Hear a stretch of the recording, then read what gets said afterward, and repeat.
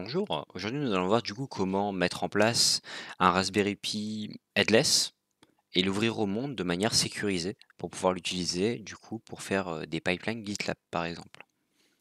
Donc on aura plusieurs étapes. Déjà on va installer l'OS Raspberry Pi en headless. Ensuite on va trouver l'IP qui a été associé à ce Raspberry Pi. Ensuite du coup on va faire de la gestion de clés SSH pour pouvoir se connecter sans mot de passe au Raspberry Pi de manière totalement sécurisée, même plus sécurisée qu'avec un mot de passe. Ensuite, on va voir comment supprimer du coup la connexion par mot de passe au Raspberry Pi. On n'en aura plus besoin, faudra l'enlever. Puis on ajoutera une IP fixe à ce Raspberry Pi, une IP privée fixe. Et on finira du coup par ouvrir cette connexion SSH au monde extérieur. Donc en désactivant les pare-feux et aussi en activant du coup l'accès réseau au port 22 qui sera le port SSH de notre Raspberry Pi. Donc on va commencer par mettre le système d'exploitation. Donc moi j'ai un Raspberry Pi 4, donc je le sélectionne. Ensuite, on va aller dans les autres systèmes d'exploitation de Raspberry Pi et on va prendre le premier, qui est le Raspberry Pi OS Lite 64 bits. Donc le Lite, on n'a pas besoin d'interface graphique, justement. No desktop environment. Et c'est parfait. Comme ça, il sera bien performant. Ensuite, du coup, on sélectionne sa carte SD. Et puis ensuite, on va faire le raccourci CTRL-SHIFT-X pour pouvoir configurer de manière plus poussée le système d'exploitation. Donc ici, vous mettez un nom d'utilisateur, vous mettez le même dans le username. Dans le mot de passe, vous mettez un mot de passe. Il est important, on en aura besoin au début pour se connecter la première fois. Ensuite, on va dans Service. Du coup, vous vérifiez bien que vous avez activé l'SSH et l'utilisation du mot de passe pour l'authentification. Vous pouvez sauvegarder et commencer l'installation du système d'exploitation. Et on se retrouve juste après. Le système d'exploitation est fonctionnel de mon côté. En tout cas, il est bien installé. Donc, je peux faire mes clients, prendre ma carte SD et je vais pouvoir la mettre du coup dans mon Raspberry Pi qui est au préalablement branché en Ethernet à ma box et branché sur secteur allumé. Donc je n'ai juste qu'à mettre sa carte SD et on va attendre qu'il s'affiche. Du coup maintenant vous pouvez aller sur le client de votre box internet.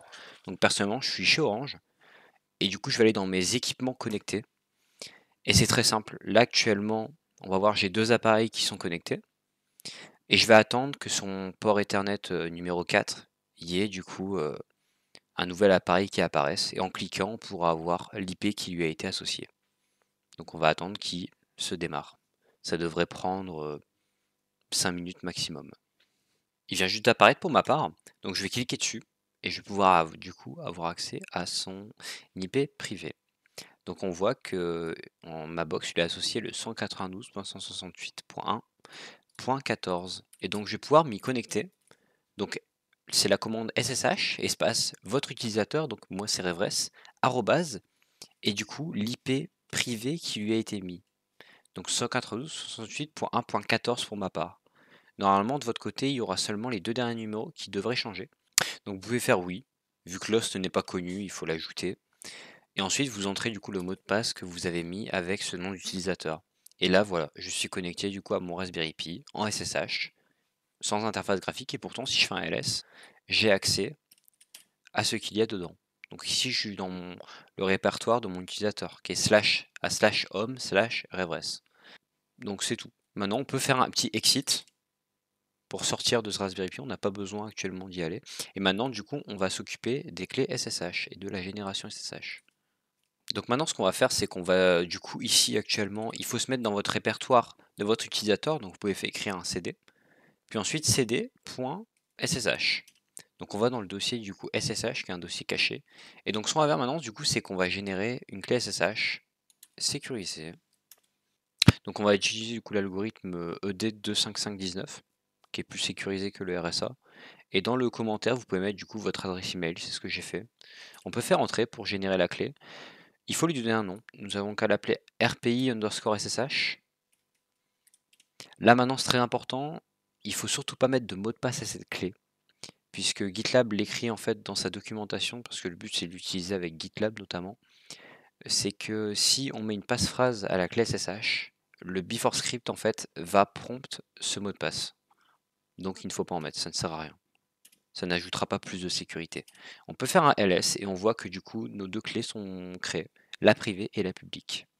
Maintenant ce qu'on va faire du coup, c'est que la clé publique, on va la mettre dans notre Raspberry Pi avec cette commande ssh-copy-id-i. Du coup le nom de la clé publique rpi_ssh.pub et ensuite la connexion SSH, donc Revres, qui est mon utilisateur, arrobase, et l'IP privé qui lui est associé, qui moi se termine en .14. On peut faire un entrée, on met yes, on met du coup le mot de passe du Raspberry Pi, et voilà, il a été ajouté aux autorisations, au dossier d'autorisation, au fichier d'autorisation, pardon. Ensuite, du coup, ce qu'on peut faire, c'est un ssh-add rpi_ssh. Donc, on va ajouter la clé privée de cette clé publique dans notre client à nous, SSH, dans notre service SSH. Voilà, il a été ajouté. On voit du coup que le commentaire a été print. Et maintenant, ce qu'on peut faire, du coup, c'est se connecter, encore une fois, à notre Raspberry Pi. On va faire entrer. Et là, normalement, il ne va pas nous afficher notre mot de passe, puisqu'il va utiliser la clé privée de notre PC pour se connecter. Et voilà, parfait. Et donc, si vous arrivez à faire, à suivre jusque-là, donc si vous arrivez à suivre jusque-là, il nous reste juste à désactiver actuellement maintenant la connexion par mot de passe qui n'est plus utile et qui est moins sécurisée que ce qu'on vient de faire. Donc il y aura quelques commandes qui seront encore une fois copier-coller.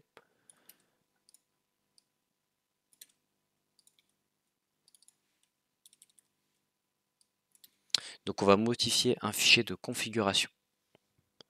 Voilà.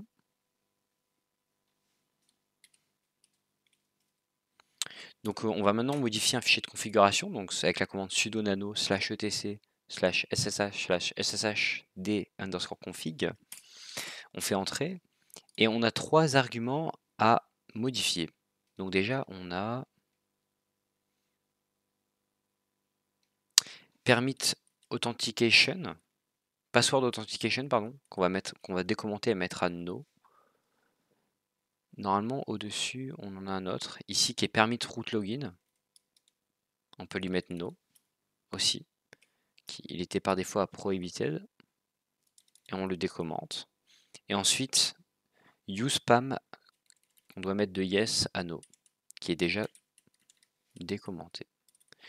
Pour sauvegarder, on fait CTRL X, Y, entrée. Parfait. Maintenant, on peut redémarrer le service SSH, puisqu'on a modifié sa configuration. Maintenant, ce qu'on peut faire, c'est un exit, pour sortir du coup de cette connexion SSH avec le Raspberry Pi, et tester si on a bien désactivé notre connexion par mot de passe. Donc c'est très simple, pour tester ça, il faut faire SSH, votre utilisateur, arrobase, votre IP privé, et ensuite rajouter l'argument -o, et ensuite pub key authentication égale no. Comme ça on lui spécifie qu'il doit se connecter, mais sans utiliser la clé publique qui est sur le Raspberry Pi. On fait entrer, et là on a une erreur. On ne peut pas se connecter. Et c'est parfait, ça veut dire qu'on a désactivé cette connexion. On peut faire la même chose en testant avec root, donc pour vérifier qu'on a bien désactivé aussi la connexion avec l'utilisateur root. On a la même erreur, c'est parfait. Donc on vient bien de désactiver et la seule moyen de se connecter, c'est avec notre clé privée qui est associée à la clé publique du Raspberry Pi. Et donc pour se connecter avec un autre appareil, il faudra aussi cette clé privée dans votre ordinateur. Mais du coup, ce qui veut dire aussi que si vous la perdez actuellement dans votre PC, vous ne pourrez plus jamais accéder à votre Raspberry Pi. C'est l'inconvénient. Donc maintenant, si vous n'êtes pas dans votre dossier SSH, vous faites un cd, puis ensuite cd.ssh, vous allez être dedans. Et maintenant, on va créer un fichier de configuration pour faire un alias et pas avoir à réécrire à chaque fois l'IP privé de ce Raspberry Pi. Donc on peut faire un sudo nano config. Et ensuite, il y aura quelques lignes à copier-coller et à modifier. Donc dans le user, vous mettez le nom de votre utilisateur pour vous connecter, qui moi était Revres. Cette ligne-là ne sert à rien. Ici, vous allez mettre l'IP privé actuellement de votre Raspberry Pi, donc qui est moi 192.168.1.14. Et ici, vous allez réécrire les deux mêmes choses. Donc votre IP. Et ici, vous allez mettre aussi, encore une fois, votre utilisateur. Vous faites CTRL-X, Y, entrée pour sauvegarder ce fichier. Et maintenant, vous faites SSH revress. Plus besoin d'écrire l'IP privé derrière, etc. Entrée. Et on vient de mettre un alias. Et voilà, ça fonctionne. Vous pouvez vous connecter de manière plus simple.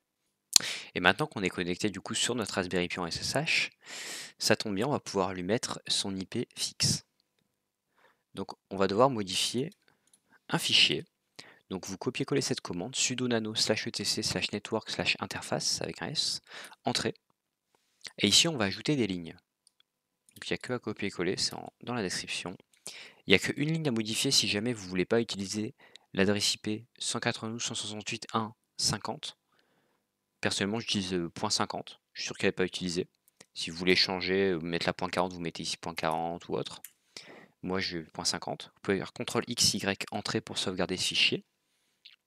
Ensuite, il nous reste qu'à reload le service vu qu'on vient de modifier sa configuration.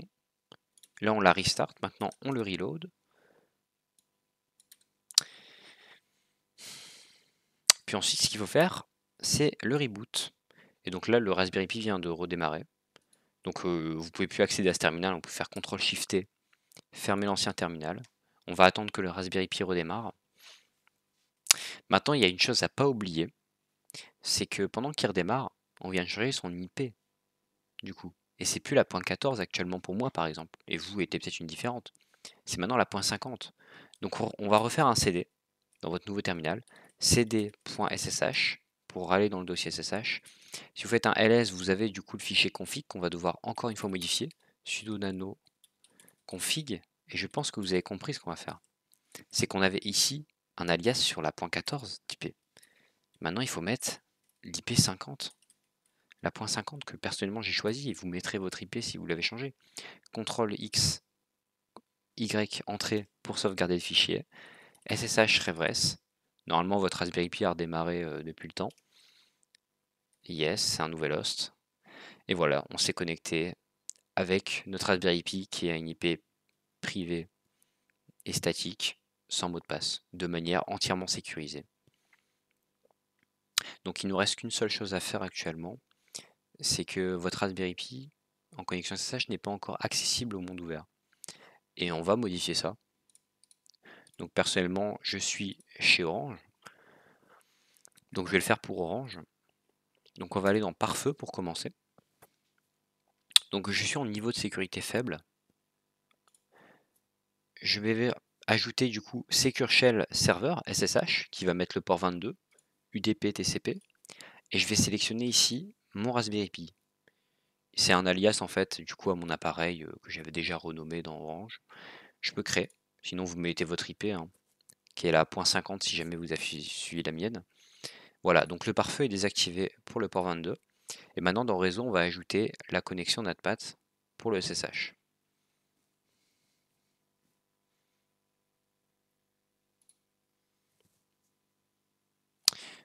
Sur le Clio Orange, c'est ici qu'on le fait, donc la même chose.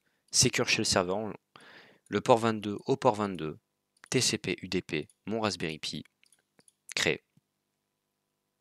Et voilà. Actuellement, je ne vais pas le tester, mais si vous faites un exit, vous faites SSH revress arrobase et ici votre IP public, donc vous allez sur internet, what's my IP address, vous la prenez l'IPv4, vous la collez ici, vous faites entrer et vous arriverez à vous connecter. Je ne vais pas le faire pour des raisons de sécurité, je ne sais pas flouter une vidéo, mais sachez que ça fonctionnera. Et voilà. Et voilà, vous avez du coup setup un Raspberry Pi en SSH avec deux clés. Vous ne connaissez vous-même pas le mot de passe, c'est la manière la plus sécurisée de faire. Si vous voulez encore plus sécuriser la chose, vous pouvez changer le port que vous exposez SSH. Par exemple, on expose le port 22 qui est par défaut actuellement. Vous pouvez changer en mettant un port un peu inconnu bizarre, je sais pas, le 1980 par exemple, un chiffre au hasard, histoire de sécuriser encore plus. Et vous pouvez aussi ajouter d'autres choses, comme par exemple faire un tunnel qui va permettre de masquer votre IP, publique. Par exemple, utiliser une IP Cloudflare ou bien, aussi utiliser Cloudflare pour, par exemple, la protection des DOS. Mais pour les connexions SSH, c'est payant, donc je ne le mets pas en place malheureusement. Mais voilà, vous avez tout qui est configuré pour pouvoir utiliser votre Raspberry Pi avec, GitLab notamment et des pipelines pour faire du CD.